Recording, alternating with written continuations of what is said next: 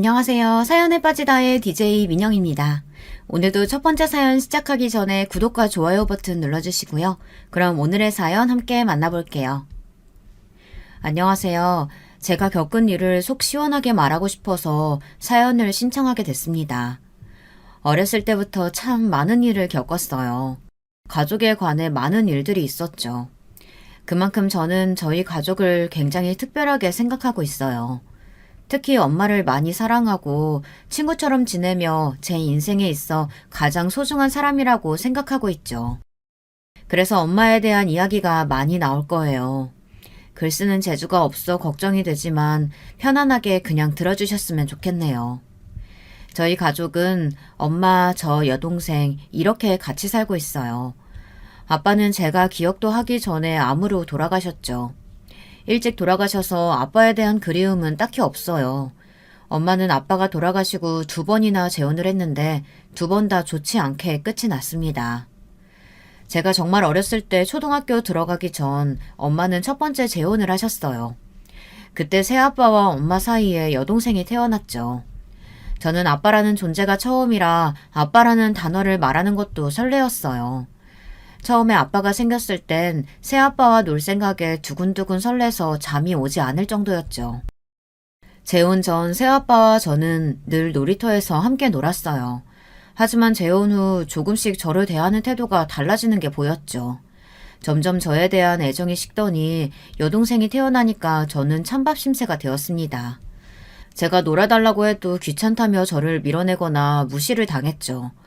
가끔은 언니가 돼서 찡찡거린다고 혼이 나기도 했고요. 그 말에 너무 상처를 받았고 그 어린 나이에 버림받았다는 생각을 해서 집을 나가게 됐습니다. 추운 겨울이었어요. 당연히 그날 집안이 발칵 뒤집어졌죠. 친할머니, 외할머니, 이모, 이모부 모두 저를 찾았어요. 단 한 사람 새아빠만 빼고요. 엄마는 그때 몸이 좋지 않았는데도 맨발로 울며 돌아다녔어요. 저는 놀이터 덩굴에 쪼그려서 앉아 있었죠. 너무 추워서 집에 들어가야 하나 고민이 될 때 엄마가 저를 찾았어요.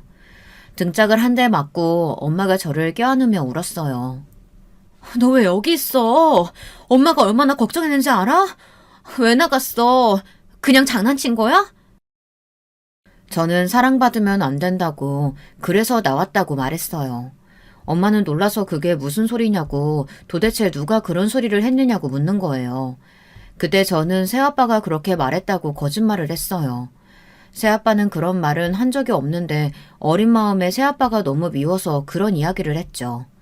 엄마는 그날 새아빠에게 가서 따졌어요. 그날 일은 잊을 수가 없어요. 처음으로 부부싸움 하는 장면을 봤거든요. 아직도 똑똑히 기억하고 있어요. 말다툼을 시작하다가 엄마가 갑자기 새아빠의 뺨을 때렸거든요. 그러자 새아빠도 엄마의 뺨을 때리며 서로 언성은 높아졌어요. 너무 심하게 싸워서 경찰이 올 정도였죠. 무서워서 귀를 막고 있다가 동생이 너무 울어서 달래주려고 나온 그 사이 새아빠가 던진 리모컨에 맞고 말았죠. 저는 너무 놀라 그 자리에서 엉엉 울었고 엄마는 바로 저를 데리고 병원으로 갔어요. 엄마는 미안하다며 울면서 제게 말했고 치료를 받고 집으로 돌아오는 길에 사실대로 이야기했죠. 제가 거짓말을 했다고. 저는 크게 혼날 줄 알았어요. 근데 엄마는 아무 말도 하지 않고 저를 업고 집으로 갔어요. 그 후로도 혼나지 않았어요. 몇 년 후 제가 그 일에 대해 물어봤는데 엄마는 처음부터 거짓말이라는 걸 알고 있었다고 하셨어요. 싸움을 하게 된 건 오로지 자기가 너무 한심해서 그랬다고 말을 했습니다. 새아빠가 저를 안 좋아한다는 걸 알고 있었는데도 엄마는 새아빠와 부딪히는 일을 만들고 싶지 않아 시간만 지나면 해결이 되기를 모른 척하고 넘겼대요. 근데 제가 참지 못하고 가출을 하게 됐고 그 계기로 엄마는 새아빠와 부딪혀보기로 결심을 했다고 합니다. 그러다 심하게 싸움을 하게 됐고 처음으로 그 결혼이 잘못된 선택이라고 생각했대요. 하지만 여동생이 태어난 지 얼마 되지 않았기 때문에 이혼을 하겠다는 생각은 한 적이 없었다고 했죠. 그렇게 잘 지냈으면 얼마나 좋았겠어요. 하지만 여동생이 2살이 되기 전 이혼을 하고 말았습니다. 하지만 새아빠만의 문제는 아니었어요. 새아빠와 엄마는 그 일이 있고 난 후 많이 다퉜어요. 주로 저 때문에 많이 싸웠죠. 싸움이 잦다 보니 다른 문제가 생겨버렸고 사소한 문제로도 다투게 됐어요. 그러다 점점 사이가 틀어졌죠. 새아빠는 여동생마저 돌보지 않고 집에도 들어오지 않았어요. 가끔 들어오기는 했는데 몇 달 뒤엔 들어오지 않았어요. 처음에 들어오지 않았을 때 저는 슬프기보다는 당연하다고 생각했었어요. 아빠라는 존재는 언젠가 사라질 존재라고 생각했기 때문이죠. 지금 생각해보면 어린 나이에 그런 생각을 했다는 게 스스로 조금 짠하고 그러네요. 그렇게 몇 달은 들어오지 않다가 다른 사람이 저희 집에 드나드는 거 아니겠어요?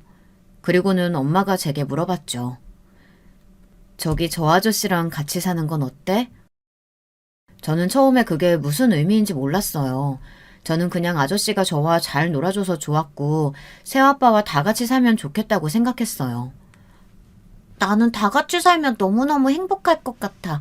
아저씨도 좋아. 이건 최근에 들은 이야기인데 엄마는 첫 번째 새아빠와 다투고 나면 외로웠었다고 했어요. 외로운데 집에도 안 들어오니 얼마나 외롭겠어요. 그때 아저씨가 나타난 거죠. 엄마도 그러면 안 된다는 걸 알지만 끌렸다고 했어요. 그렇게 엄마는 새아빠와 이혼을 하지 않았지만 아저씨와 사귀게 됐고 그 사실을 알자마자 새아빠는 이혼하자고 이혼 소송을 했대요. 근데 새아빠도 잘한 게 없는 게 새아빠도 다른 사람을 만나고 있어서 둘이 합의하고 이혼을 했다고 했어요. 그리고는 이사를 가게 됐어요. 첫 번째 새아빠와는 어느 순간부터 만날 수가 없게 됐고 엄마는 두 번째 재혼을 하게 됐죠. 제가 중학교 들어갈 때쯤 첫 번째 새아빠와 이혼을 하게 됐다는 사실을 알게 되었죠. 그렇게 저는 두 번째 새아빠와 지내게 됐어요. 하지만 아빠라고 부르지는 않았어요. 저를 진심으로 좋아해주는 것 같아 마음은 같지만 더는 상처를 받기 싫어 아저씨라고 불렀습니다. 저희 집이 못 사는 편은 아니었지만 그렇다고 넉넉하게 살 정도는 아니었어요. 근데 두 번째 새아빠는 돈이 많았는지 꽤 넓은 집에 살게 됐고 부족함 없이 자랐어요. 그리고 저희 엄마는 젊었을 때 이 일 저 일 아주 다양한 일을 많이 했다고 했는데 많은 일을 하다가 국밥집에 정착하게 됐어요. 어린 기억부터 엄마는 국밥을 팔고 있었죠. 쭉 일을 해오다가 두 번째 재혼 후 일을 그만뒀어요. 내심 엄마의 국밥을 못 먹는다는 게 아쉽기는 했지만 기분이 좋았어요. 엄마가 일을 할 때는 혼자 쓸쓸하게 집에 있거나 아니면 외할머니 댁에 가서 동생과 같이 놀거나 엄마가 일하는 곳으로 놀러 갔죠. 하지만 엄마는 혹시나 제가 다칠까봐 오지 말라고 했어요. 그래서 자주 가지는 못했어요. 늘 저녁이 지난 시간이 돼야 엄마를 볼 수 있었죠. 저녁은 항상 외할머니와 동생과 먹었어요. 그래서 엄마와 저녁을 먹는 날만 기다렸어요.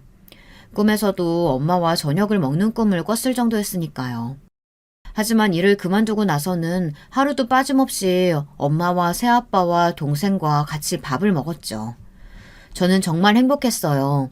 같이 밥을 먹을 수 있다는 것에 감사하며 매일 일기장에 저녁 메뉴들과 가족들끼리 어떤 대화를 했는지 적어 선생님께 자랑을 했죠.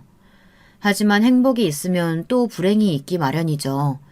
어느 정도 잘하고 삶에 있어 저의 첫 안정기에 접어들려고 했는데 또 꺾이고 말았습니다. 두 번째 새아빠도 한 번 이혼을 하고 재혼을 해서 가정이 있었어요.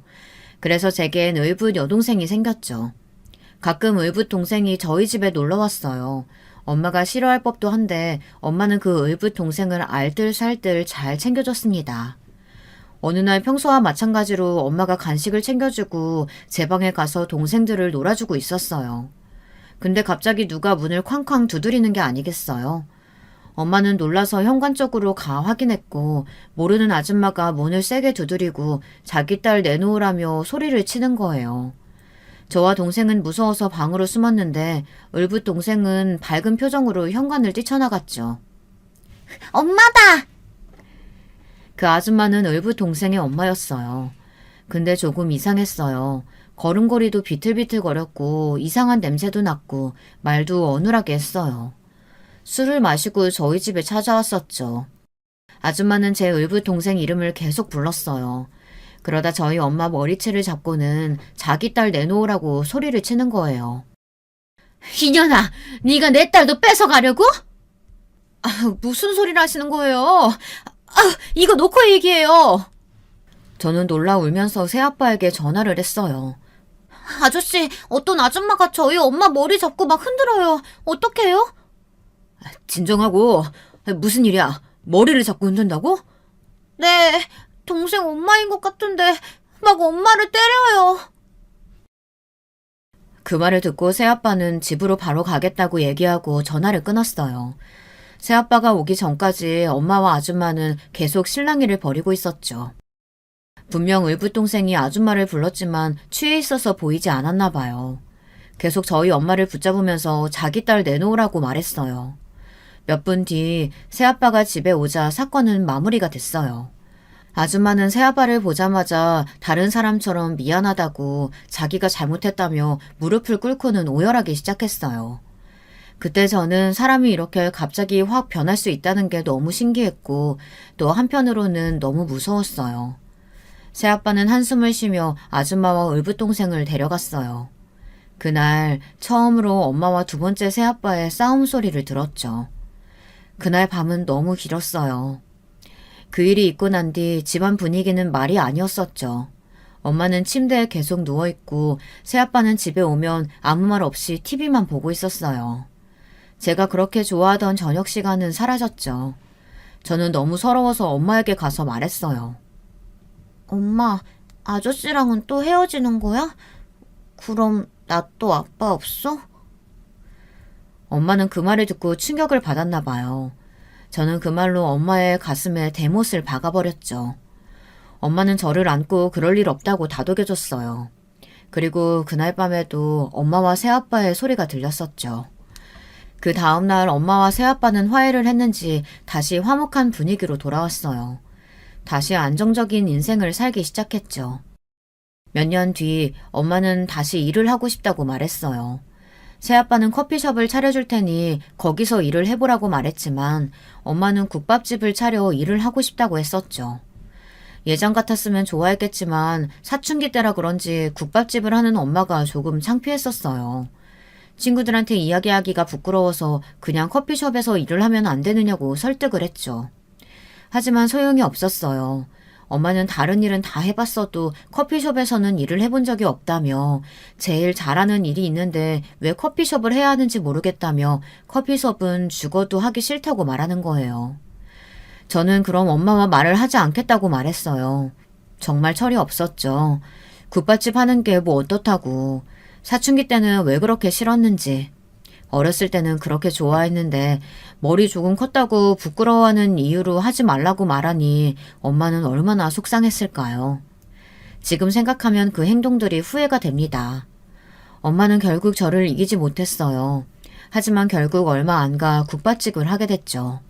그것도 어쩔 수 없이요. 왜냐하면 이혼을 하게 됐거든요. 갑자기 이혼이라니 뜬금없으시죠?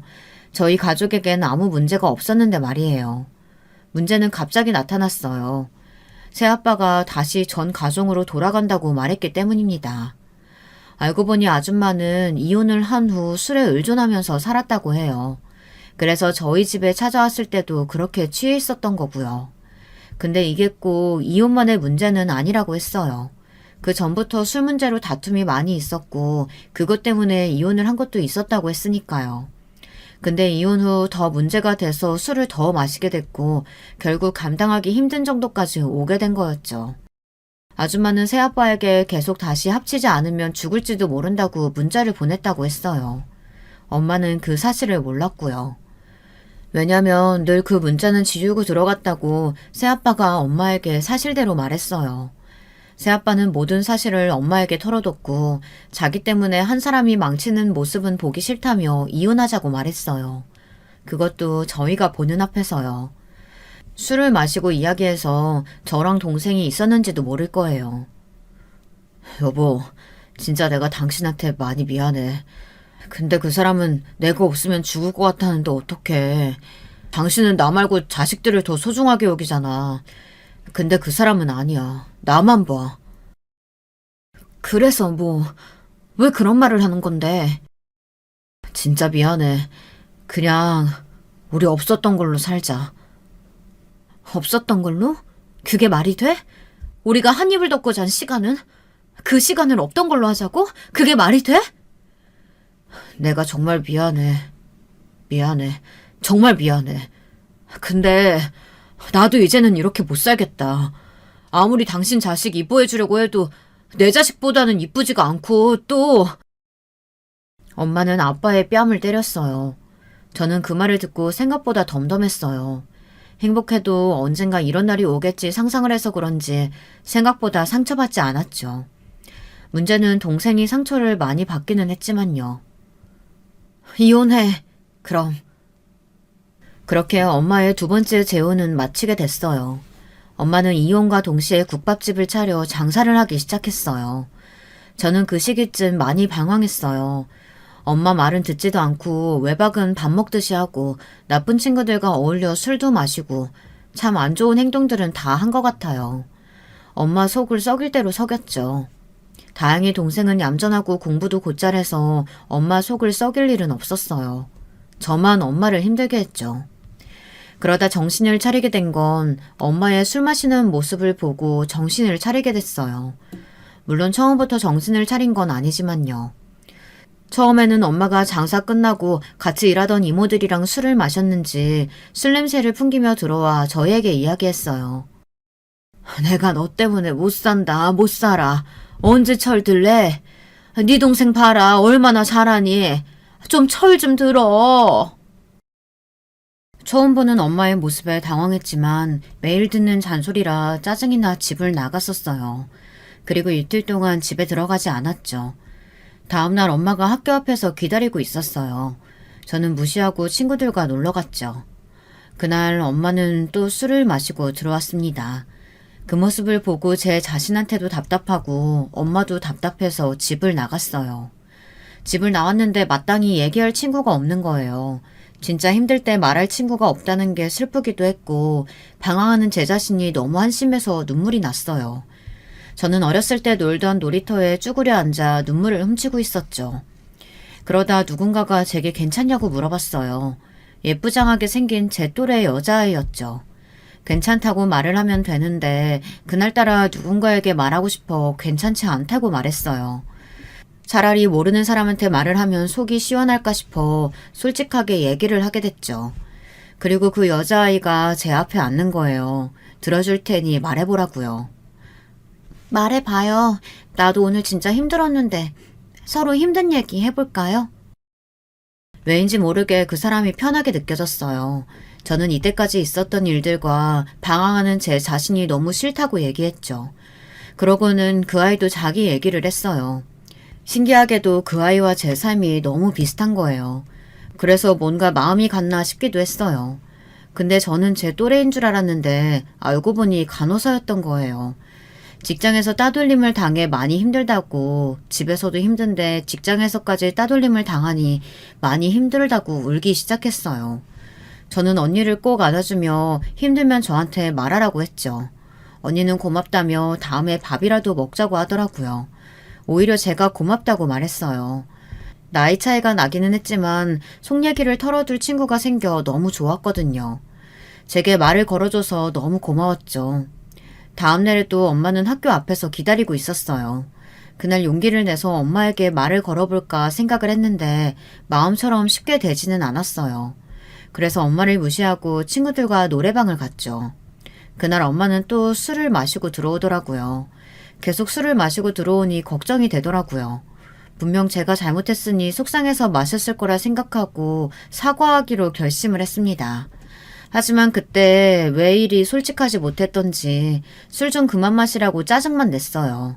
저는 당연히 엄마가 잔소리를 할 거라고 생각했어요. 근데 갑자기 엄마가 미안하다고 내가 잘못 키운 것 같다며 저를 안아주는 거예요. 순간 저는 눈물이 왈칵 쏟아졌어요. 엄마가 미안하다. 너가 힘들 수 있다는 걸 엄마가 생각을 못한 것 같아. 내가 남자 잘못 만나서 네가 얼마나 고생을 하니. 미안하다. 미안해. 저는 엄마를 안고 펑펑 울었어요. 그날 저는 정신을 차리고 엄마에게 사과를 했어요. 그리고는 바로 언니에게 고맙다고 덕분에 엄마와 화해할 수 있게 됐다고 문자를 보냈죠. 문자를 보내고 하루 뒤 언니에게 전화가 왔어요. 언니, 나 엄마랑 화해했다? 나 이제 정신 차렸어. 언니 덕분이야. 아, 저 지연이 엄마인데요. 아, 네, 어머니, 안녕하세요. 다른 게 아니고, 지연이가 마지막으로 편지를 쓰고 떠났는데, 그때 친구 이름이 적혀 있어서, 고맙다고 전해달라고 해서 지연이 폰으로 전화를 했어요. 고마워요. 내 딸 이야기 들어줘서. 아, 아니에요. 제가 힘들 때 언니가 먼저 와서 얘기 들어줬는걸요. 근데 언니는 어디로 갔어요? 언니는 따돌림을 견디지 못하고 가슴 아픈 선택을 하고 말았어요. 딱 한 번 봤는데도 정말 좋은 사람이라고 느껴졌는데, 좋은 친구가 될 수 있을 거라고 생각했는데, 그렇게 가버리니 마음이 아팠어요. 그 언니 같은 사람이 되고 싶어서인지 저도 정신 차리고 간호사라는 꿈을 갖게 됐어요. 하지만 방황하던 시기에 공부를 하지 않아서 다시 중학교 공부부터 시작을 해야 했어요. 그래서 저는 동생을 붙잡고 하루에 3시간씩 자며 공부를 했죠. 그의 대학에 붙지는 못하고 재수를 해서 가고 싶은 학교에 갈 수 있게 됐어요. 학교에 붙은 해에는 저희 가족에게 좋은 일만 일어났어요. 국밥집은 맛집으로 소문이 났고 엄마는 그 틈을 타 시장에 있는 한 건물을 사 확장 이전을 하며 장사가 저 잘 되고 있었죠. 동생은 늘 1등을 놓치지 않았고요. 저희 가족은 더욱더 사이가 좋아졌어요. 저는 졸업하고 바로 취업을 할 수 있게 됐어요. 너무 힘들었지만 제가 하고 싶었던 일이었기에 버틸 수 있었죠. 일을 잘 다니고 있으니 저도 슬슬 연애를 해야겠다는 생각을 했어요. 그때 마침 직장 동료가 제게 소개팅을 해보지 않겠느냐고 말했어요. 친구가 제 사진을 보고 마음에 든다고 소개해달라고 했다지 뭐예요. 심지어 의사라고 하니 처음에는 솔깃했는데 부담스러워서 거절을 했어요. 근데 동료가 한번 만나보라며 부탁을 하는 거예요. 그래서 어쩔 수 없이 소개팅을 나가게 됐죠. 소개팅을 나가게 됐는데 생각보다 너무 괜찮은 사람이더라고요. 그래서 한 번 더 만나게 됐고 사귀게 되었어요. 둘 다 바쁘고 일하는 시간대가 달라 많이 보지는 못했지만 그래도 저희는 만나면 만날수록 결혼을 확실했어요. 오랜 기간 동안 연애를 하고 남자친구는 제게 프로포즈를 했어요. 저는 당연히 승낙을 했고 결혼을 약속했어요. 물론 남자친구가 개인 병원을 내고 싶다고 해서 조금 안정이 되면 결혼을 하자고 했고 그 전에 부모님께 인사 먼저 드리자고 했죠. 근데 저는 결혼 전부터 시댁살이를 하게 될 줄은 몰랐어요. 보통 결혼 전부터 시댁살이가 시작되나요? 저희 시어머니와 시누이의 성격이 장난이 아니었어요. 저희는 결혼 약속 전까지 서로 부모님을 뵙지 않았어요. 그냥 가끔 명절 선물, 생신 때 선물을 보내는 것 말고는 없었죠. 결혼 후 처음 뵙는 거라 긴장이 됐어요. 시어머니 생신 때 처음 뵙게 됐죠. 근데 웬걸 처음부터 제게 요리 좀 도와달라며 말을 하지 뭐해요. 처음 인사하는 자리라 저도 뭐 도와드릴 건 없을까 눈치 보는 것보단 낫다고 생각은 하지만 당연하게 생각을 해서 당황했죠. 남자친구도 시어머니의 말에 당황했는지 자기가 도와주겠다고 나섰지만 남자는 주방에 있는 거 아니라며 저를 주방으로 데려갔어요. 그래, 아가씨는 집에서 요리를 좀 하나? 아, 집에 있을 시간이 많이 없어서 거의 사 먹어요. 그래도 요리하는 거 좋아해서 쉬는 날엔 요리 좀 해먹기는 해요. 요즘 젊은 사람들은 계속 배달시켜 먹거나 밖에서 먹고, 아휴, 아가씨도 이참에 우리 집에 와서 요리 좀 배워. 시어머니는 갑자기 제게 요리를 배우라고 하는 거예요. 거절은 못하겠고 결혼 약속도 했으니 안 볼 사이도 아니고 난감했어요. 그때 마침 시누이가 들어와서는 한 소리 해줬어요. 엄마도 참 무슨 소리 하는 거야. 요리를 여기서 왜 배워? 저는 시누이라도 괜찮은 것 같아 다행이라 생각했죠. 그런 건 자기가 알아서 해야지. 아, 나는 제 마음에 안 든다니까. 우리 집에 부르지 마. 저는 살다 누가 대놓고 마음에 안 든다고 말하는 사람은 처음이었어요. 시누이의 인성이 남자친구에게 다 갔나 싶을 정도로 싸가지가 없었어요. 밥 먹고 있는데 제게 여우 같다고 말을 하는 거 있죠. 그러면서 저한테 자기야 거리면서 까내리는데 어처구니가 없었어요. 자기야, 미안한데 내가 딱 싫어하는 관상이 있거든? 근데 자기가 딱 그 관상이야. 아, 그래서 막 마음에 들지는 않네. 그렇다고 내가 못되게 굴지는 않아. 그냥 싫으면 말을 안 걸거든. 너무 상처받지 말고 내가 이렇게 느끼고 있다는 걸 말해주고 싶어서. 내가 워낙 솔직한 사람이라. 남자친구는 그게 무슨 무례한 말이냐며 면박을 주었지만 꿋꿋하게 무례한 발언을 했어요. 근데 왜 올케라고 불러야 하나? 결혼 안 할지도 모르는데 내가 올케라고 해야 돼? 오글거리게. 그냥 자기라고 부르다가 내가 편해지면 올케라고 부를게. 괜찮지? 자기는 그냥 편하게 형님이라고 불러. 그리고 내 동생 어디가 좋아서 사귄대? 의사라서 좋은가? 속물인 거 아니야? 신우이는 제게 속물이네 뭐네 말이 참 많았어요. 사람 앞에 두고 그런 말을 하는 게 어이가 없지 않나요? 이런 신우이가 있을까요? 계속 표정이 굳어있으니 남자친구가 신경이 쓰였나 봐요. 남자친구는 그날 미안하다고 사과를 했고 저는 알겠다고 하고 빨리 집에 돌아가자고 말했어요. 집에 돌아가자 저는 기진맥진되어 바로 잠이 들었죠. 그 다음날 모르는 번호로 부재중이 와 있었어요. 쉬는 날이라 받지 말까 생각하다가 혹시 몰라 다시 전화를 걸었죠. 아니 근데 시어머니의 번호였더라고요. 시어머니 전화를 받아 아차 싶었어요. 시어머니는 제게 점심 같이 먹고 쇼핑을 좀 하자고 저를 불렀어요. 할 수 없이 나갔고 어머님과 같이 밥을 먹게 됐죠. 그래도 그 전날보다는 심하지 않았어요. 신우이가 없어서 그런지 평화로웠죠. 저는 저에 대해 물을까봐 긴장을 했지만 신우이에 대한 이야기 빼고는 하지 않았어요. 미정이 걔가 좀 그래. 오녀오녀 키워서 할 말 다 하고 사는데 네가 좀 봐줘라. 알겠지? 시어머니는 신우이를 감쌌고 저는 하는 수 없이 알겠다고 했어요. 그리고 쇼핑을 하러 갔는데 마트를 가는 게 아니겠어요. 쇼핑이라고 하면 저는 당연히 옷을 볼 줄 알았죠. 제 손에는 어느새 당면, 소고기, 표고버섯, 부추가 들려 있었어요. 장을 다 보고 어머님이 제 집에 가서 요리를 하자고 하는 겁니다. 순간 잘못 들은 줄 알고 다시 되물었죠. 저는 엄마와 여동생과 함께 살고 있었기 때문에 힘들 것 같다고 했어요. 시어머니는 떨떠름한 표정을 하고는 자기 집으로 가자고 말했어요. 졸지에 시어머니 집에 가서 요리를 하게 됐죠. 제가 엄마를 닮아 요리 솜씨는 있는데 귀찮아서 잘 안 하거든요. 남의 집에 와서 제가 요리를 하게 될 거라고는 상상도 못했어요. 시어머니는 계속 저에게 잔소리를 하며 꼬투리 잡을 게 없는지 눈에 불을 켜고 보고 있더라고요. 다행히 곧잘해서 무사히 넘겼죠. 이 일을 남자친구에게 이야기했더니 미안하다고 사과를 했어요. 남자친구의 잘못은 아니지만 기분이 좋지는 않았죠. 결혼 전부터 이러는데 결혼 후에는 어떨지 상상만 해도 끔찍했죠. 그래도 딱 저만큼만 했어도 제가 폭발하는 일은 없었을 거예요. 점점 저는 쌓이고 말았죠. 한날은 만두를 빚자며 저한테 전화가 왔어요.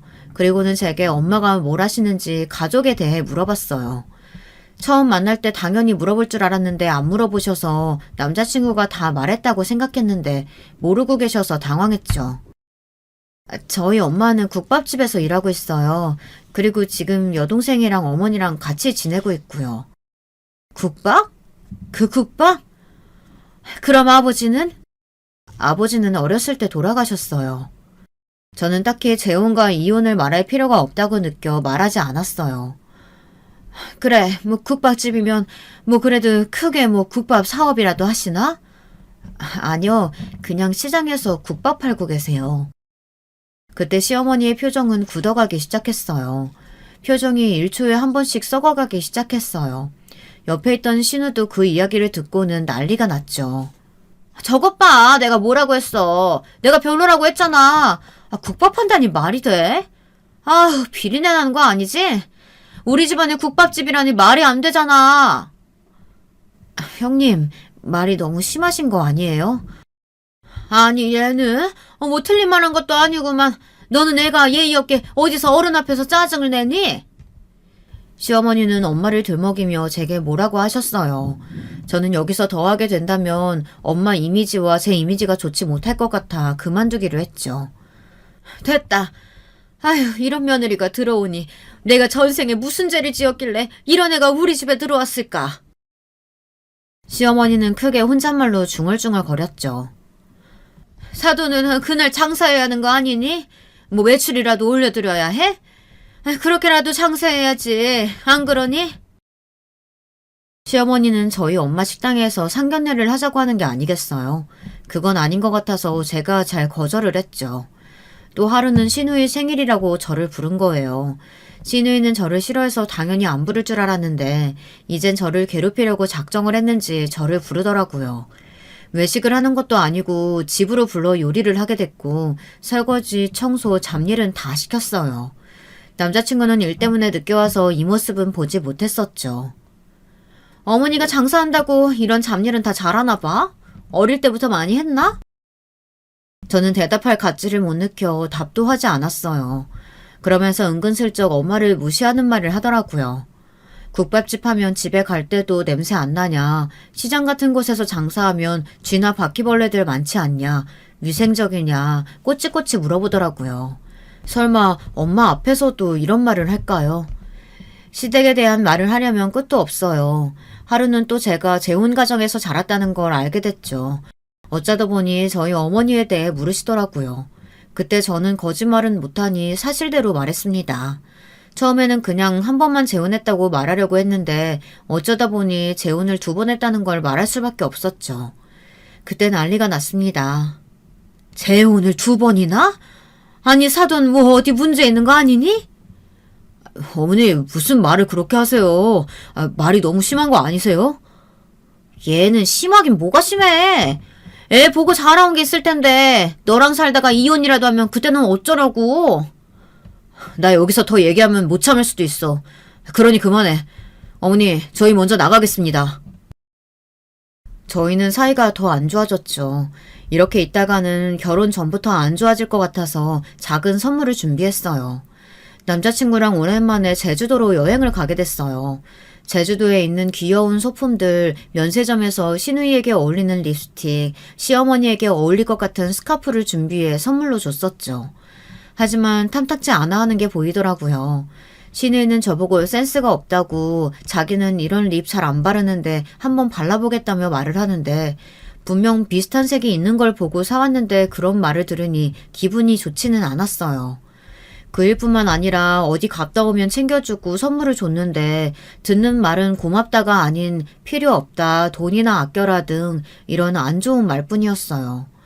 물론 정말 걱정으로 그런 말을 하시는 분도 있지만 시어머니와 시누이의 말은 그런 게 아니었죠. 정말 왜 이러는 걸까요?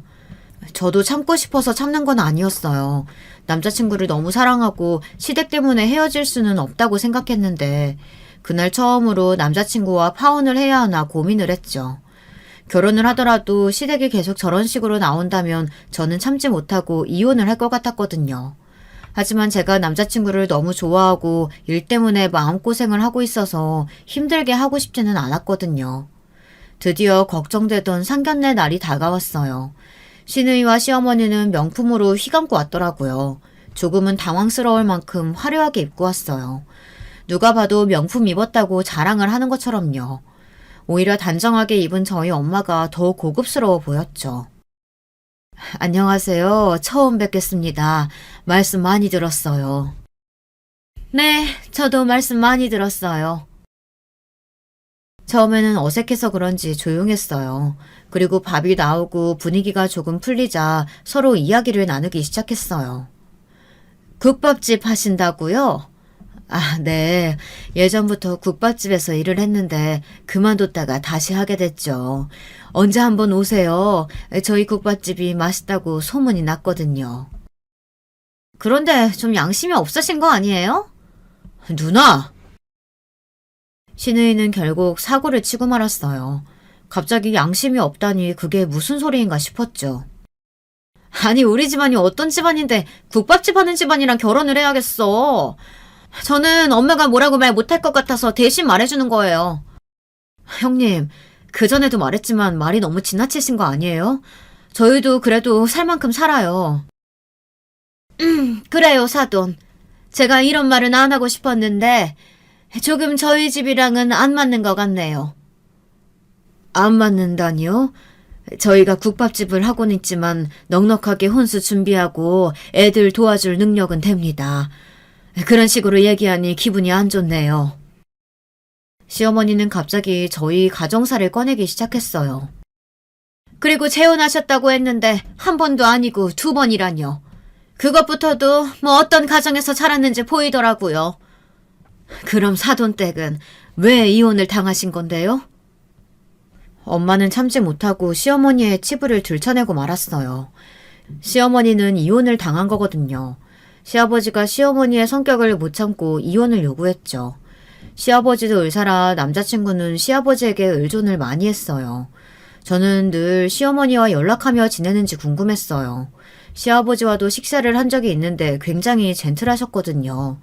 그러면 시어머니보다는 시아버지와 살고 시어머니와는 멀어질 법도 한데 어머니는 어머니인가 봅니다. 미워도 성격이 그래도 챙기는 것을 보면 제가 이 이야기를 엄마에게 했을 때 절대로 아는 척하지 말라고 이야기했는데 엄마도 화가 나 그만 얘기를 하고 만 것이죠. 아니, 그런 얘기까지 했어요? 와, 얘 완전 입도 가볍네. 야, 너 뚫린 입이라고 그렇게 자유분방하게 말하는 거니? 이게 보자보자니까. 뭐? 너 지금 나한테 얘기한 거야? 이게 싸가지 없이. 아휴, 못 사는 애들은 이래서 문제라니까. 너 지금 우리 보고 못 산다고? 이게 미쳤나? 너 우리 집 잘 모르는구나. 말하는 거 하고는 저급해서. 아휴, 막말로 정말 우리 집이랑 맞는다고 생각하니? 그리고 사돈 양심 있어요? 천박한 음식 팔면서 우리 의사 아들을 넘봐. 아니, 급도 좀 맞아야 결혼을 하지. 국밥 팔면서 뭐가 자랑이라고. 지금 말 다 했어요? 저도 이런 집안에 우리 애 안 주고 싶네요. 누가 누구 보고 저급하다고 하는 건지. 저희는 밥을 먹다가 말고 나오게 됐어요. 사돈, 아니, 그쪽도 우리 입장이랑 똑같으니까 갈라서면 되겠네. 참, 빌부터도 모자랄 판에 자존심 세우기는. 저도 너무 화가 났지만 이 상황을 바꾸기 위해 엄마를 달래봤어요. 남자친구도 저와 같은 상황이라 저희는 정신이 없었죠. 그때 누군가가 저희 엄마에게 말을 걸어왔어요. 아이고, 사모님 잘 지내셨어요? 여기서 밥 드셨어요? 말하시지. 서비스라도 드리는 건데. 뭐라도 좋은 거 내드렸죠. 뭐야, 이 사람이 누군데 서비스를 주냐 말이야. 단골? 단골하기엔 좀 비싼 곳인데. 꼴에 장사한다고 뭐 음식 탐방이라도 다니나? 아니, 이 아가씨가 어른한테 그게 무슨 말버릇이야? 당연히 여기 건물주인데 서비스라도 드려야지. 뭐? 여기 건물주? 엄마, 그게 무슨 소리야? 여기에도 건물이 있었어? 엄마는 우리가 오늘 상견례한 식당 건물의 건물주였어요. 저도 몰랐어요. 동생은 알고 있었고요. 어떻게 된 일인가 싶었는데 알고 보니 두 번째 새아빠에게 받은 건물이었어요. 엄마는 제게 말하지 않았고 동생은 어쩌다 알게 됐다며 제게 말을 했죠. 시어머니의 표정은 새하얗게 질려 있었어요. 사돈, 그게 아니고, 아니. 봤죠? 저희 이렇게 대할 집안 아니라고. 저희 엄마 국밥집도 크게 하고 그 건물 주고 여기도 엄마 건물이에요. 그런데 뭐? 국밥집은 아니라고? 여기 어딘지 알죠? 강남. 요즘은 강남 건물주 보고도 뭐 급이 안 맞는다 뭐다 얘기하는구나. 시누이와 시어머니는 말을 하지 못했어요.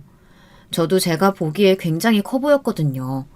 시어머니는 충격이 컸는지 바로 집으로 가셨고 남자친구는 엄마에게 죄송하다며 연신 사과를 하고 돌아갔죠. 저는 엄마에게 왜 말을 안 했느냐고 물어봤어요. 엄마는 나중에 결혼하고 말을 해줄 생각이었대요. 부담스러워할까봐 말을 못했다고요. 그리고 건물주 딸이라고 하면 남자친구가 저를 사랑하지도 않는데 건물만 보고 결혼할까봐 걱정돼서 말을 못했다고 했어요. 아니, 아무리 그래도 그렇지 말이라도 좀 해주지. 아니면 엄마 이렇게까지 욕 안 먹어도 됐었잖아. 저는 너무 속상해서 그 자리에서 울고 말았어요. 저희는 그 식당으로 다시 들어가 식사를 했죠. 그리고 남자친구를 다시 불렀어요. 엄마는 남자친구에게 결혼은 해도 되지만 시댁에 가는 일은 없었으면 좋겠다고 했어요. 그러자 남자친구가 엄마에게 다시는 볼 일 없을 거라며 걱정 말라고 말했죠. 남자친구는 시어머니와 시누이에게 인연을 끊겠다고 하고 저에게 온 거였어요. 괜히 저 때문에 그래서 미안했지만 남자친구는 자기도 힘들었다면서 매일 자기를 핑계로 시아버지에게 돈을 뜯었고 일도 안 하면서 매일 명품에 비싼 음식을 고집하고 사모님 아가씨 소리 듣기를 좋아한다며 치를 떨더라고요. 그래서 이번 기회에 연을 끊었다고 했어요. 그리고 엄마가 건물에 병원 자리가 있다고 들어오라고 말을 하고 저희는 결혼 날짜를 잡았죠. 이렇게 행복하게 끝이 났다면 좋았겠지만 시어머니는 끈질기게 저에게 전화를 했어요. 너 왜 이제 전화 받니? 내가 사과하려고 해도 전화를 받지 않으니 사과를 할 수가 없잖니. 어머님, 저희 이제 안 보기로 한 거 아니에요? 지금 너 때문에 이렇게 됐는데 그런 말이 나와? 아휴, 미안하다. 내가 미안하다고 했으니까 빨리 아들한테 말 전해다오. 내가 생각 짧았다고. 다시 돌아오면 안 되겠냐고. 그렇게 좀 말 좀 해봐. 시어머니는 저에게 미안한 게 아니라 남자친구를 다시 돌리고 싶어서 제게 연락을 한 거였어요. 그래도 조금이라도 제게 사과를 했더라면 저도 생각을 바꿔서 어떻게든 관계를 개선하려고 했는데 조금도 반성하는 기미가 보이지 않아 더는 할 말이 없다고 했죠. 시누이도 마찬가지였어요. 시누이는 제가 일하는 곳까지 찾아와 제게 말을 했어요. 자기야, 아니 올케 정말 너무한 거 아니야? 우리 엄마가 사과했다며. 그런데 그걸 못 받아주고 더는 할 말이 없다고 끊어? 지금 내 동생이 그렇게 행동하니까 너가 뭐라도 되는 것 같은데 그건 아니지. 형님, 사과하는 게 그런 거라면 저는 못 받아요. 그게 사과예요? 그리고 제가 뭐라도 된다뇨. 여전하시네요. 더는 연락하지 마세요. 저도 상처받았고 저희 가족들 다 상처받았어요. 사과를 하려면 제대로 사과하세요. 그리고 그 전부터 저는 좋게 지내려고 노력했어요. 그걸 안 받은 사람은 형님이랑 어머님이고요. 시어머니와 시내에는 제가 전화를 받지 않자 문자로 사과를 계속 보냈어요. 아가 미안하다. 내가 생각이 짧았다. 올케 미안해. 그동안 내가 말이 너무 심했지? 제대로 사과할게. 그러지 말고 전화 좀 받아. 동생이 우리 차단해둬서 전화 못 건단 말이야. 지금 연락할 수 있는 사람은 자기뿐이야. 미안해. 저는 더는 보고 있기 힘들어서 남자친구에게 이야기를 했고 남자친구는 차단을 하라고 해서 차단을 했어요. 근데 차단을 하자 시어머니와 시누이는 엄마 건물에 찾아왔어요. 엄마가 일하는 곳은 모르니 상견례에 있는 건물로 찾아온 거죠. 찾아와서 저와 엄마를 찾았어요. 관리해주시는 분도 어지간히 귀찮았는지 엄마에게 전화를 해봐야 할 것 같다며 이야기를 했죠. 왜요? 왜 자꾸 바쁜 사람 오라가라 만들어요? 여기서 더 할 말은 남아있나 보죠? 시어머니와 시누이는 또 한껏 멋을 부리고 왔었어요. 사과를 하러 온 사람보다는 쇼핑을 하러 온 사람들처럼 보였죠. 뭐 옷차림으로 뭐라고 할 건 아니지만 그래도 사과하러 온 사람 치고는 굉장히 꾸미고 와서 꼴불견이었어요. 사돈, 제가 잘못했어요. 네? 결혼 다시 생각해보세요. 며느라가 다시 한번 생각해보자. 내가 다 잘아마. 시어머니는 저희가 결혼하는 것도 모르고 있더라고요. 그래서 저도 모르는 척 시어머니 때문에 결혼을 하지 않을 거라고 말했죠. 얘, 너 진짜 이제 건물주 딸이라고 막 나가는 거야? 미안하다고 했잖아. 아니, 이게 미안하다는 사람의 태도인가요? 시누이는 미안하다고 소리를 쳤어요. 다른 사람들은 다 쳐다봤고 시누이는 아랑곳하지 않고 소리를 고래고래 치며 사과를 했어요. 분에 못 이겼는지 울며불며 미안하다고 사과를 하는데 안쓰러운 것보다는 정말 미친 사람처럼 소리를 치고 있어 너무 불편했어요. 결국 저는 남자친구를 부를 수밖에 없었고 남자친구가 그렇게 화내는 건 처음 봤어요. 제발 그만 좀 하세요. 저희 끝난 사이잖아요. 어머니도 그만 정신 차리고 이제는 둘이 알아서 잘 살아요. 어머니랑 누나 둘 다 바람 펴서 자기 인생 망쳐놓고는 나한테 뭘 바라는 거야? 순간 모든 건물에 있는 사람들이 저희를 쳐다봤어요. 저도 놀라서 남자친구를 바라봤죠. 나중에 한 번 더 찾아오면 이것보다 더 크게 말할 거야. 어딜 가도 이 사실을 말하고 다닐 거라고. 그러니까 다시는 찾아오지 마세요. 알고 보니 시어머니가 이혼을 당한 건 시어머니의 바람 때문이었고, 신우이는 결혼을 약속한 사람이 있었는데 다른 사람이랑 바람이 나서 파혼을 당했다고 했어요. 심지어 신우이의 약혼남은 남자친구와 제일 친한 친구였는데 바람이 나서 그 친구와 사이가 틀어졌다고 했어요. 시어머니는 잘 사는 집안에서 태어나 저희 시아버지와 소개를 받아 결혼을 하게 됐다는데 그 전부터 좋아했던 사람이 있었다고 했었죠. 하지만 시아버지가 의사였기 때문에 어쩔 수 없이 결혼을 하게 됐고 그 사람과는 몰래 만났다고 했어요. 그리고 더 충격적인 사실은 신우이는 시아버지의 친자식이 아니라 시어머니와 바람난 그 사람과의 자식이었고요. 의심을 하지 않았지만 나중에 아이가 생기지 않아 저희 남편을 입양하게 된 거였죠. 그 후로도 아이를 가지기 위해 노력을 했지만 생기지 않아 여러 가지 검사를 했는데 시아버지가 자식을 낳을 수 없는 몸이란 걸 알게 됐죠. 그래서 시아버지는 시어머니의 바람을 알게 됐고 이혼을 하게 됐다고 했어요. 처음에는 별거만 했었는데 시어머니는 정신을 못 차리고 그 사람과 한 달 정도 한 집에서 같이 살았다고 했어요. 그걸 보고 열받아서 시아버지는 이혼을 선택했죠. 그리고 시아버지는 신우이를 아꼈다고 했어요.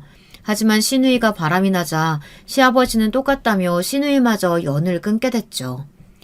남자친구는 모든 사실을 어렸을 때부터 겪었지만 자신은 그 누구의 자식도 아니니 뭐라고 할 수가 없었대요. 하지만 시어머니와 신우이가 잘한 행동은 하나 있었는데요. 남자친구에게 모든 사랑을 다 줬다고 합니다. 자기 자식처럼 잘 대해주고 친동생처럼 아껴줬다고 했어요. 어쩐지 시어머니와 신우이가 닮지 않은 것 같더니 완전 다른 사람이라 그랬나 봐요. 하지만 신기한 건 시아버지와는 닮아 있었거든요. 성격도 부드러운 게 참 많이 닮아 있었죠. 미안해, 말 못해서. 나도 힘들었어. 내가 입양하라는 사실도 말하면 날 떠날까봐 말을 못했어.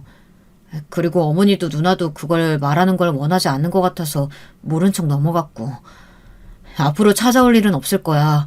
그걸 치부라고 생각하는 사람들이니까 부끄러워서 더는 오지 않을 거고. 괜히 주눅 들어있는 남자친구를 보니 마음이 아팠어요. 괜찮아. 나도 뭐 가정사가 복잡한데 뭘. 나도 나중에 말했잖아. 혼자 고생했겠다. 우리는 서로 믿으면서 잘 살자. 사랑해.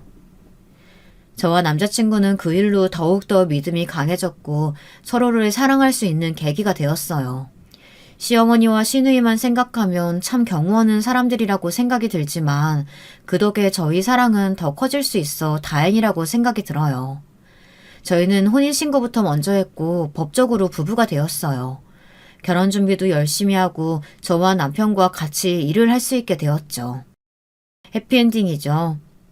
결혼식 때는 시어머니와 시누이는 부르지 않고 대신 시아버지가 오시기로 했답니다. 다행히 남편과 그 친구와도 잘 풀어 다시 친한 친구가 되었고요. 건물 세입자들도 저희 결혼을 축하하겠다고 했어요. 지연이 언니가 살아있었다면 와서 축하해줬겠죠. 그럼 제 이야기를 들어주셔서 감사합니다.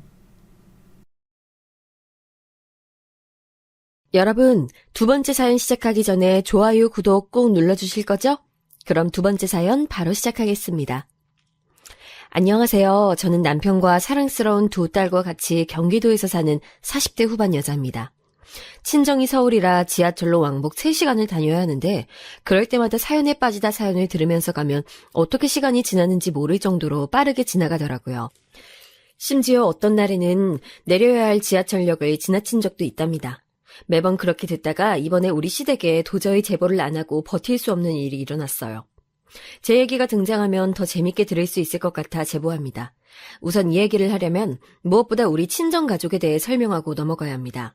단도직입적으로 저는 부모님이 이혼하셨어요. 그런데 가정환경이 안 좋거나 가난하거나 그런 것은 전혀 아니랍니다. 제 위로는 3살 차이가 나는 친언니가 있고 부모님은 정확히 제가 초등학교 1학년일 때 이혼하셨어요. 이혼 전에도 부모님은 사이가 좋으셨고 언니와 저를 데리고 여행도 자주 다니고 외식도 자주 하는 화목한 가정이었습니다. 아버지는 은행에 다니셨는데 이미 그때도 나이에 비해 능력이 좋아서 돈이 부족한 집은 아니었어요. 그런데 왜 이혼했는지 궁금하시죠? 부모님은 사이가 안 좋아서가 아니고 친할머니 때문에 이혼하셨습니다. 친할머니가 우리 엄마와 외할머니를 매우 싫어하셨거든요. 결혼 전에도 끔찍이 싫어해서 엄마를 찾아가 몇 번이고 결혼하지 말라고 난리를 쳐서 외할머니가 엄마를 말릴 정도였다고 합니다.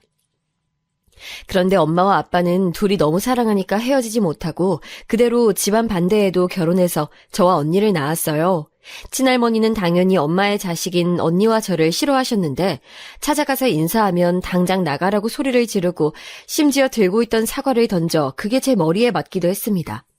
제 기억 속에도 친할머니 하면 너무 무서워서 꿈에도 나올 정도였죠. 엄마는 자식들에게까지 그러는 친할머니를 보고 아빠에게 먼저 이혼하자고 했고 아빠와 엄마는 사랑하지만 친할머니의 행패 때문에 참을 수가 없어 그대로 이혼했어요. 친할머니가 왜 이렇게 엄마를 미워했는지 궁금하시죠?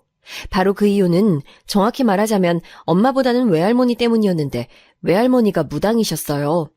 친할머니는 그런 외할머니를 너무나도 싫어했는데 엄마가 아무리 자기는 신내림 받지 않아도 된다고 말해도 듣지 않으셨습니다. 실제로 엄마는 지금도 신내림을 받지 않았는데 너무 잘 살고 계시고 언니와 저도 멀쩡하게 살고 있어요. 그런데도 친할머니는 그냥 무속인이 싫으셨던 건지 우리 엄마에게 차마 제가 글로 적을 수도 없는 내용의 욕을 하셨습니다. 제가 아직도 기억나는 장면이 있는데 하나만 언급하고 지나갈게요. 엄마가 아빠와 이혼하시기 직전이었는데 워낙 친할머니가 우리를 싫어하니까 아빠는 가족을 친가에 데리고 가지 않으셨습니다. 그런데 아마 그날은 친할아버지의 제사여서 어쩔 수 없이 갔던 걸로 기억해요. 그렇게 간 친가에서 엄마에게 친할머니는 막말을 퍼부으셨습니다. 너 때문에 우리 아들한테 무슨 일 생기면 그땐 내가 네 자식 가만 안 둘 거야. 각오해! 하며 저와 언니에게 뭘 보냐고 당장 나가라고 소리 지르셨어요. 어린 저는 그런 할머니가 너무 무서워서 그 자리에서 오줌을 싸고 말았는데 그걸 본 엄마는 조용히 저와 언니를 데리고 집으로 왔고 그 일로 그동안 참았던 게 터져서 아빠와 이혼했습니다.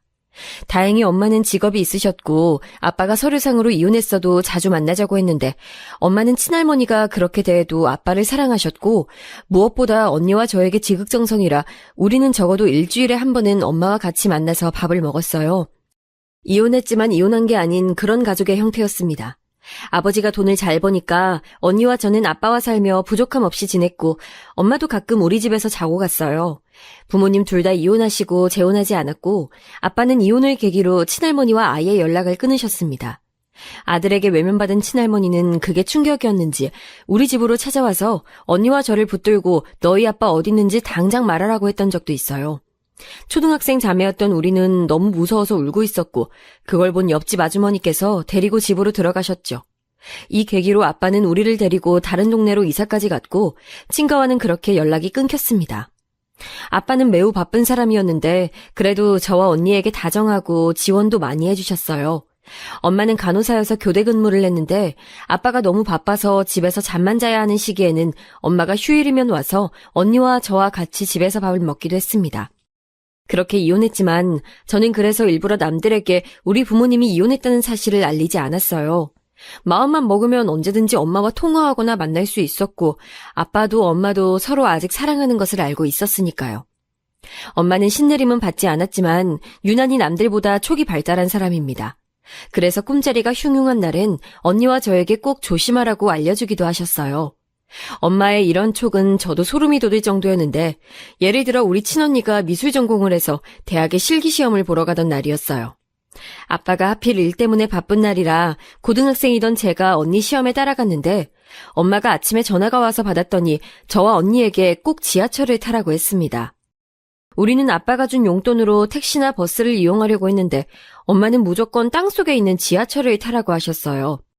꿈속에서 큰 사고를 봤다고 조심하라고 하며 엄마가 근무 끝나면 데리러 갈 테니 대학에서 나오지 말고 그대로 가만히 있으라고 하셨죠. 그리고 그날 어떻게 됐는지 아세요? 실제로 제가 언니와 타고 가려고 했던 버스가 사고가 났습니다.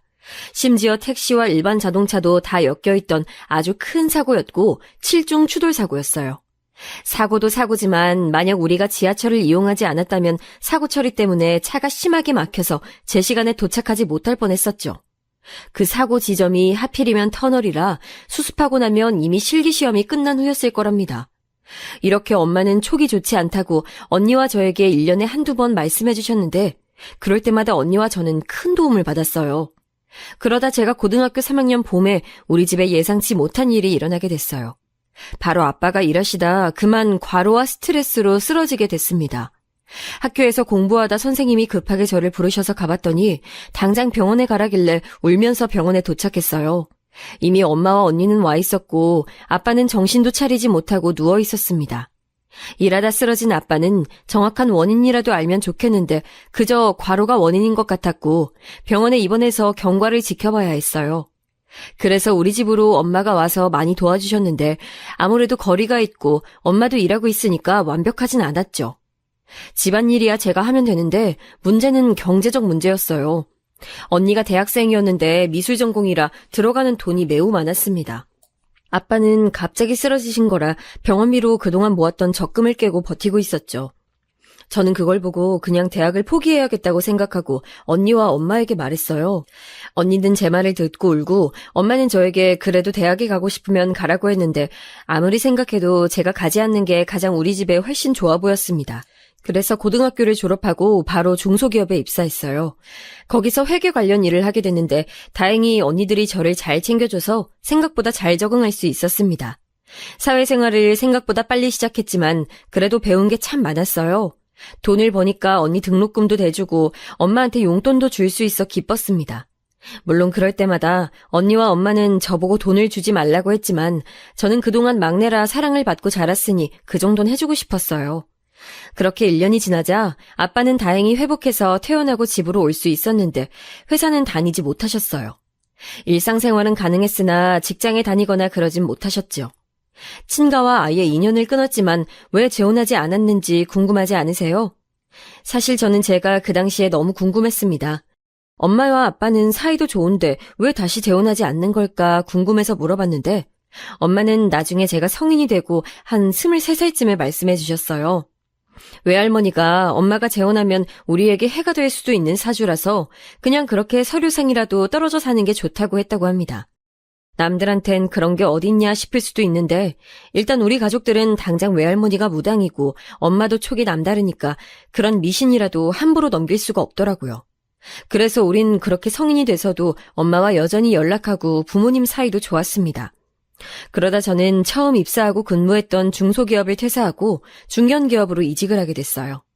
첫 회사는 집과 가까운 경기도에 있던 회사였는데 운 좋게 서울에 있는 중견기업에 합격하게 되어 이직하고 거기서 지금의 남편을 만나게 됐습니다. 남편은 대학을 못 나온 저와 달리 서울에 있는 4년제 대학도 나왔고 굉장히 똑똑한 사람이었어요. 서로 좋은 마음을 가지고 연애를 시작했는데 몇 년 사귀니까 금방 결혼 정년기가 됐습니다. 저는 결혼하고 싶은 마음은 있었는데 선뜻 먼저 말을 꺼내진 않았고 남자친구가 얘기를 꺼내도 그냥 웃고 넘겼어요. 당연히 싫어서가 아니고 저는 우리 가족에 관한 얘기를 어디까지 해야 할지 몰랐습니다. 사실 그때 친언니가 4년 만난 남자친구와 결혼하려고 했는데 남자친구 쪽 부모님이 반대해서 헤어졌었거든요. 이유는 바로 우리 가족이 이혼 가정이라는 이유였어요. 저도 몇 번 봤던 언니 남자친구였는데 그렇게 집안 반대로 시작도 못하고 헤어진 것을 보니까 겁이 많이 났습니다. 언니는 파혼의 충격으로 다니던 직장도 그만두고 한동안 너무 힘들어했고 그 모습을 본 부모님도 마음 아파하셨거든요. 그래서 저도 모르게 결혼 얘기가 나오면 방어적으로 대했고 그걸 나중엔 남자친구가 오해해서 자기와 결혼하기 싫냐고 물어보기까지 했습니다. 결국 전 우리 가족의 얘기를 사실대로 터놓게 됐어요. 그래서 그때 부모님은 이혼하셨고 그 뒤로 쭉 이렇게 지내게 됐어. 만약 당신이 이런 우리 가정이 이해되지 않는다면 부모님에게 말씀드리기 전에 정리하자. 아니 지선아, 그게 무슨 소리야. 난 네가 이런 사연이 있는 줄 몰랐어. 그리고 난 네가 어떤 가정 환경에서 자랐든 중요하지 않아. 일단 부모님께 내가 잘 말씀드릴 건데 너무 걱정하지 마. 우리 부모님 그럴 분들 아니셔. 사실 남자친구를 보며 어떤 환경에서 자라면 저렇게 사람이 긍정적이고 다정할 수 있을까 생각했던 적이 한두 번이 아닌 저는 살짝 기대하기 시작했습니다. 물론 반대하시면 어쩔 수 없다는 마음도 당연히 가지고 있었죠. 며칠이 지나고 남자친구는 저에게 부모님이 사람이 중요한 거라며 일단 얼굴이나 보자고 하셨다고 전했어요. 그래서 바로 부모님을 뵈러 갔는데 가기 전날에 얼마나 떨렸는지 모르겠습니다. 백화점에 가서 몸에 좋다는 홍삼도 구매하고 꽃까지 챙겨서 부모님을 뵈러 갔는데 예상보다 굉장히 따뜻하게 저를 맞이해 주셨어요. 남자친구는 형제 중 장남이었는데 그래서 이런 자리가 처음이라 떨려서 밤에 잠도 자지 못했다고 하셔서 저도 그랬다고 하니까 금세 분위기가 풀어졌습니다. 그리고 음식을 먹었는데 진짜 시어머니 음식 솜씨가 장난 아니라 저는 첫 만남인데도 너무 맛있어서 밥 한 그릇을 다 비웠어요. 그걸 보시고 시부모님이 잘 먹어서 좋다고 웃으셨고 그렇게 훈훈한 분위기 속에 얘기할 수 있었습니다. 시부모님이 질문하시면 저도 신중하게 대답하고 제 의견을 똑바로 얘기하니까 이렇게 똑똑한 아가씨가 본인 아들과 결혼한다니 즐겁다고 말씀해 주시기도 했어요.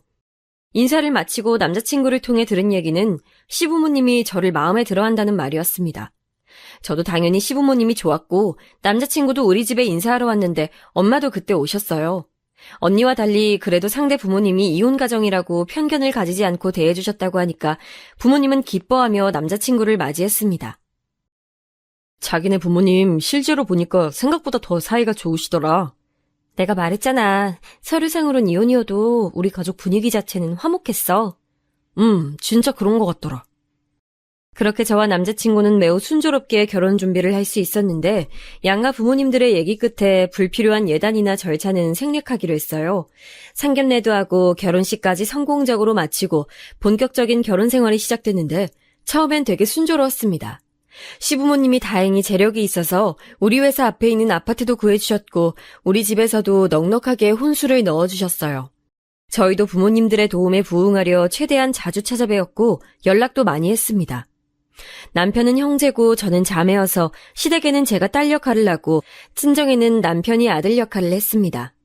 덕분에 시댁에서도 친정에서도 우리의 결혼이 성공적이라고 자식 한 명 더 생겼다고 하시며 분위기가 좋았습니다. 언니도 제가 결혼하고 파혼한 전남친이 아니고 다른 좋은 사람을 만나 결혼하게 됐어요. 다행히 새로운 사람의 부모님께서도 우리 부모님처럼 이혼 가정이 중요한 게 아니고 사람 됨됨이가 중요하다고 하시며 언니를 좋게 봐줬다고 합니다. 언니와 제가 결혼하자 아빠는 특히 엄마보다 더 좋아하셨어요.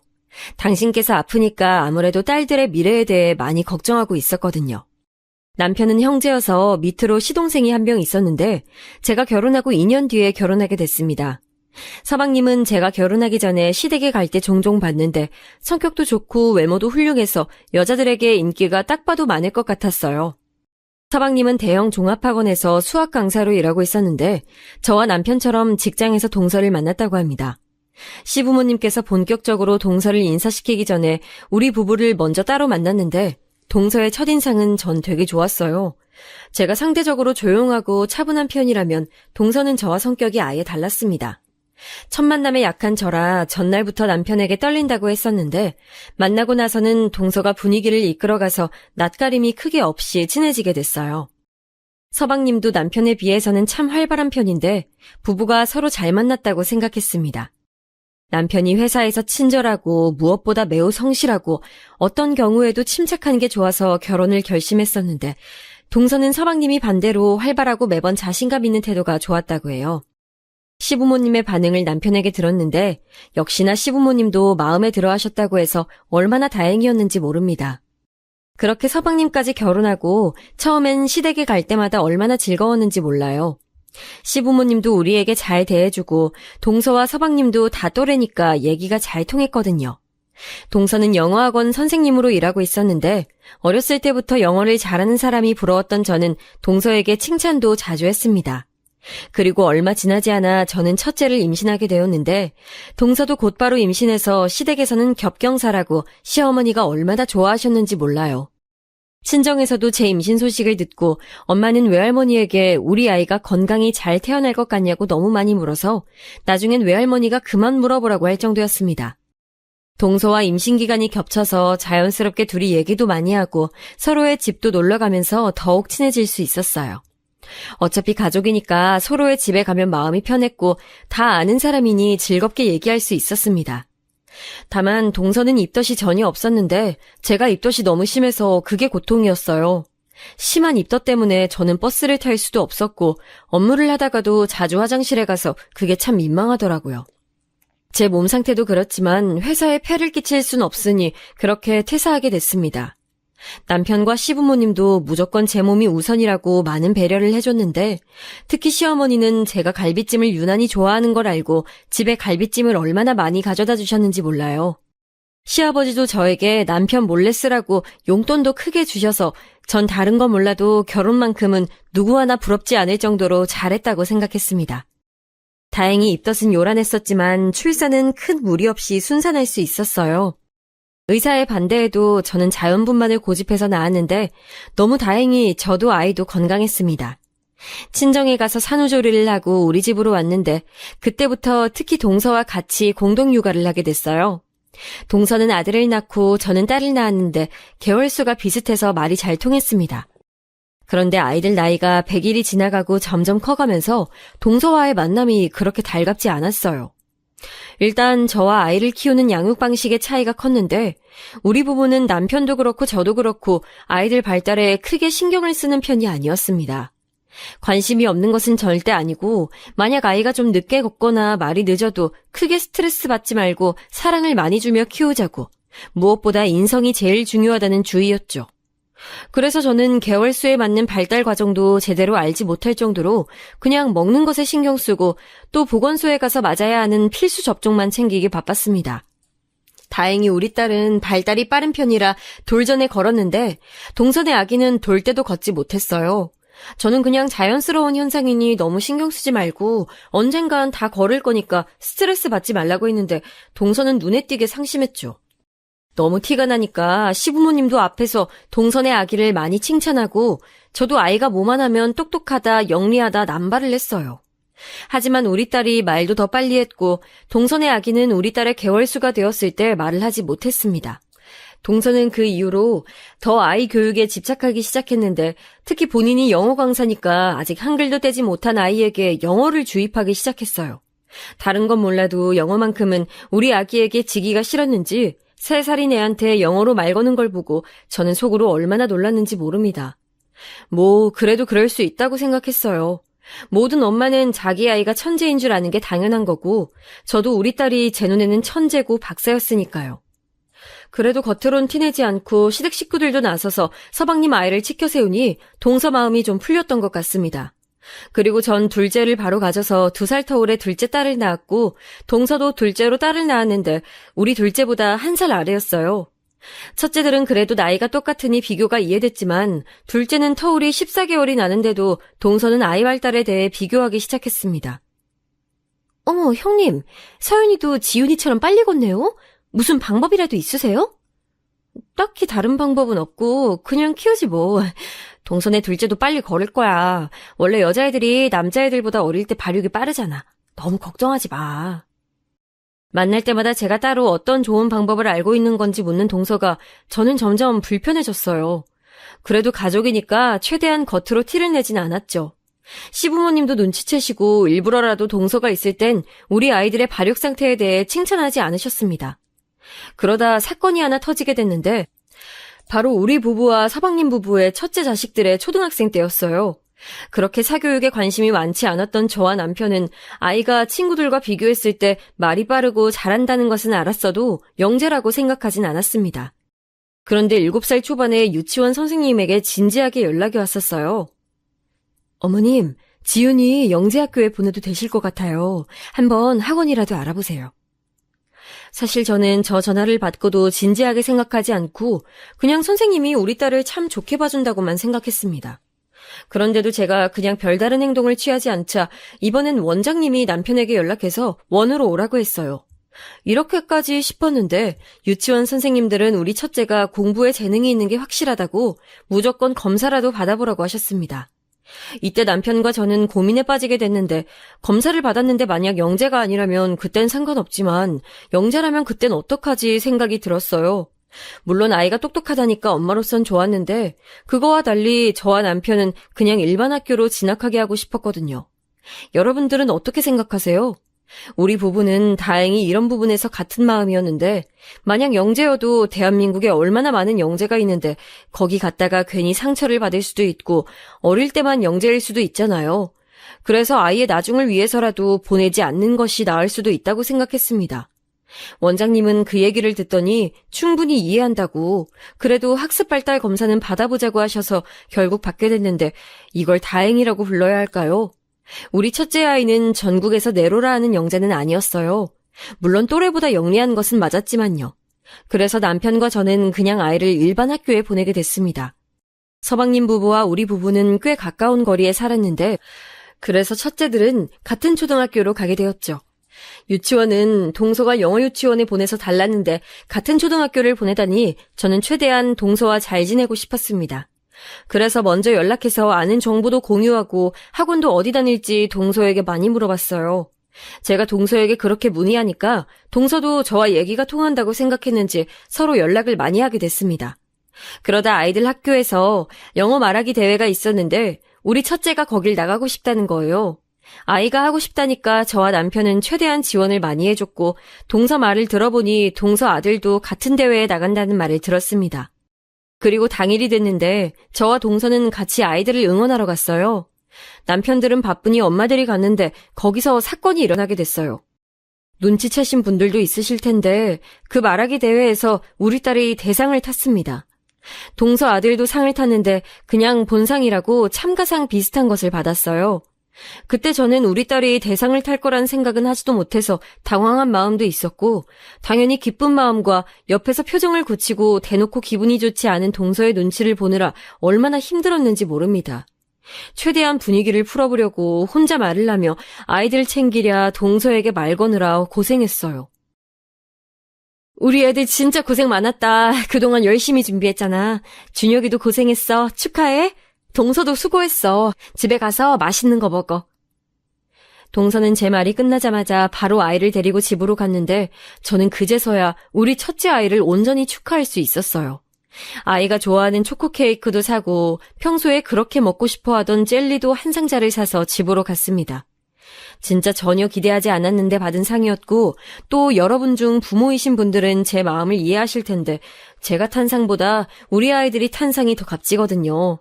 남편에게 연락해서 이 소식을 알렸고 빨리 집으로 오라고 하고 집에 가서 남편과 둘째와 같이 축하 파티를 가족끼리 하고 있었는데 갑자기 남편이 전화를 받으러 베란다로 나갔습니다.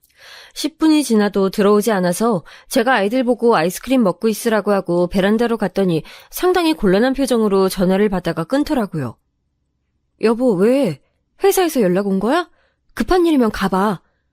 아니, 여보. 당연히 당신은 그러지 않았을 거 알아. 근데 혹시 오늘 재수 씨한테 뭐라고 했어? 당황스럽네. 어? 아니? 왜? 아, 서방님 전화야? 나 그냥 준혁이도 본상 탔으니까 그거 축하한다고 했지. 애들이 이 대회 준비한다고 고생했잖아. 재수 씨가 집에 오더니 준혁이를 쥐잡듯이 잡으면서 엄마가 영어 선생님인데 어떻게 영어 말하기 대회에서 대상이 아니라고 뭐라 했대. 그러면서 당신이 동서를 조롱하듯이 말했다고 지금 울고 있어서 분위기가 말도 아니래. 저는 너무 황당해서 무슨 말을 해야 할지도 몰랐습니다. 동서에게 제가 조롱을요? 살면서 남한테 조롱을 받은 적은 있어도 제가 한 적은 없었고 심지어 너무 남에게 싫은 소리를 못하는 게 답답하다는 말을 듣던 저였는데 저 소리를 들으니까 심장이 쿵쾅거리기 시작했습니다. 제가 아무 말도 하지 못하니 남편은 당연히 제 편이라고 했는데 전 억울하기도 했지만 괜히 여기서 동서에게 연락하면 분위기가 더 이상해질까 봐 굉장히 찝찝한 마음으로 잠들었어요. 그리고 바로 그 다음 주가 시어머니 생신이라 같이 모였는데 동서는 대놓고 저에게 화가 나 있었습니다. 시부모님 앞이기도 하고 아이들도 보고 있으니 저는 최대한 동서에게 맞춰줬어요. 제가 그렇게 애쓰자 다행히 동서는 기분이 풀린 것 같았습니다. 그 뒤로 동서는 저에게 연락해서 아이들 학원을 어디로 보내는지 다 물어보면서 집에도 더 자주 놀러왔어요. 아이들이 공부하는 책은 뭔지 궁금해하고 심지어 본인이 애들 책의 진도까지 들춰보며 확인했습니다. 남편과 저도 당연히 아이들이 공부를 어느 정도 잘하니까 좋긴 했는데 그렇다고 학원을 빈틈없이 보내거나 그러진 않았거든요. 그런 우리에게 아이들 학원 다른 곳도 다니는 거 아니냐며 확인하고 동서는 매우 관심이 많았어요. 아무래도 둘째보단 첫째가 더 심했는데 같은 학교에 다니고 나이도 동갑이라 우리 아이가 조금만 더 잘해도 동서는 저에게 연락해서 어떻게 준비한 거냐고 묻곤 했습니다. 그러다 동서가 집에 놀러 오라고 해서 우리 아이들을 데리고 동서네 집으로 갔는데 그날 동서의 분위기가 좋지 않았어요. 도착해서 들어갔는데 동서는 화가 나 있었고 동서네 아들은 울고 있었거든요. 당황해서 왜 그러냐고 물어봤더니 동서 아들이 학원에서 하는 레벨 테스트를 통과하지 못해서 제일 높은 반에 들어가지 못해 동서가 화가 났다고 하길래 저는 그냥 아무 악의 없이 말을 했습니다. 아직 대학에 진학하려면 멀었는데 벌써 그렇게 높은 반에 집착할 필요가 없잖아요. 그러면 본인도 아이들도 힘들 테니 최대한 좋게 말을 꺼냈습니다. 에이, 동서, 너무 그렇게 화내지 마. 애들도 다 자기 때가 있는 거야. 억지로 시키면 더 못하잖아. 그리고 충분히 똑똑하니까 기다리다 보면 동서 기대에 맞게 부응할 거야. 형님 애들이 공부를 잘하니까 그런 말을 할 수 있는 거죠. 저도 형님처럼 애들이 아무 노력 없이 잘 됐으면 좋겠네요. 뭐?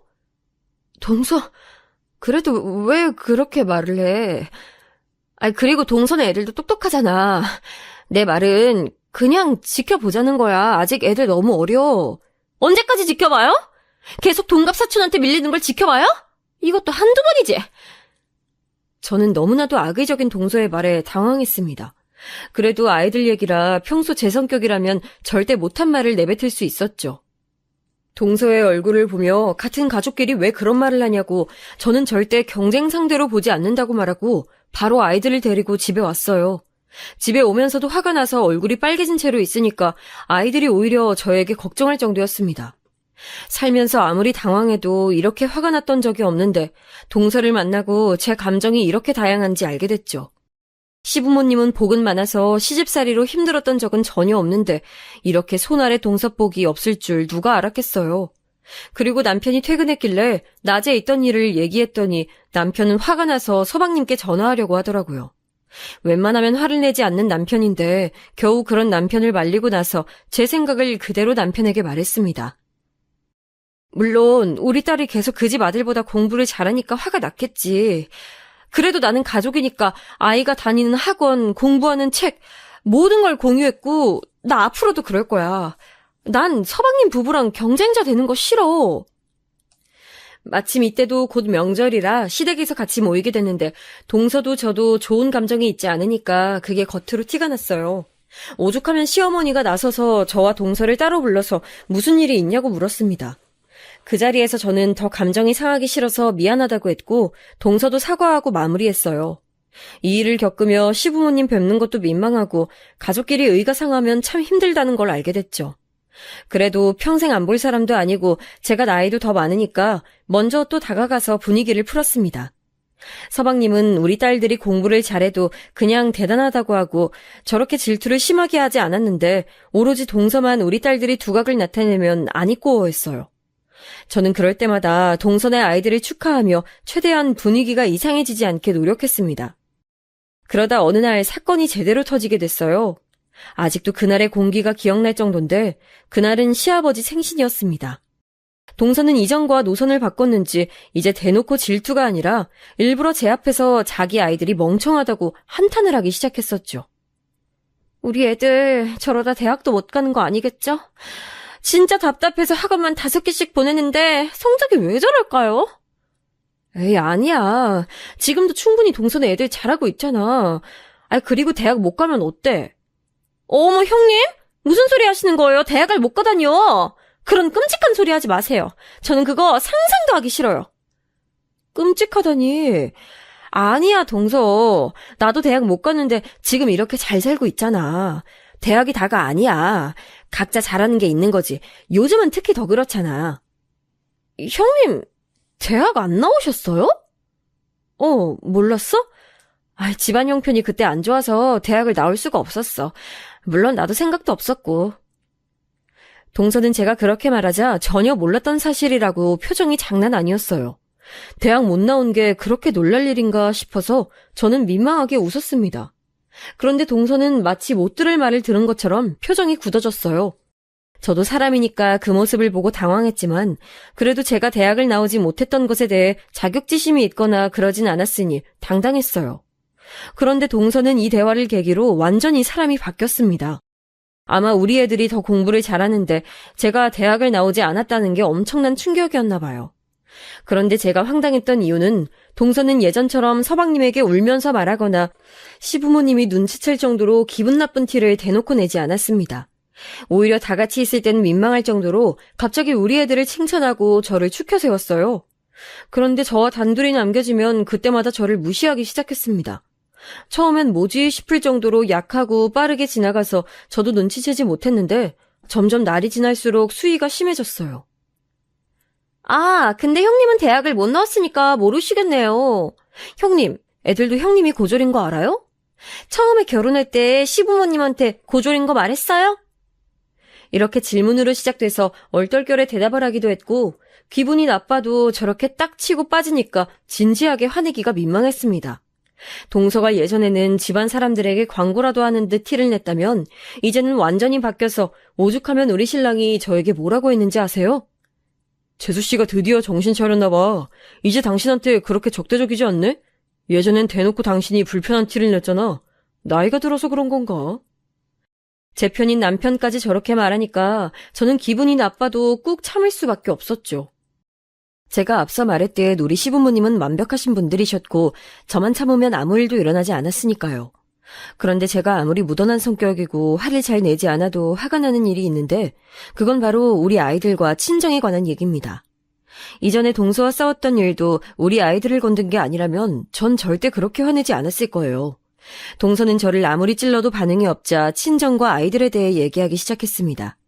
참고로 우리 아이들은 제가 대학을 졸업하지 않은 건 이미 알고 있어요. 시부모님 또한 당연히 알고 계시고 애초에 저는 한 번도 고졸인 게 부끄럽지 않았습니다. 그래서 별 반응이 없었던 건데 그러다 일이 터지게 됐어요. 그날은 정확히 설날 전날이었고 저와 동서만 둘이 시댁집에 남겨지게 됐습니다. 시부모님은 친척 집에 방문하고 오겠다고 저희에게 쉬고 있으라고 하셨죠. 그날도 역시나 동서는 둘만 남게 되니까 저에게 시비를 걸기 시작했고 저는 최대한 무시하고 있었습니다. 분명 시부모님이 나가기 전엔 저에게 형님 하며 얘기하다 집 밖을 나가자 돌변하더라고요. 사실 그 모습을 보는 게 한편으로는 즐겁고 웃겨서 가만둔 것도 있을 정도로 앞과 뒤가 달랐습니다.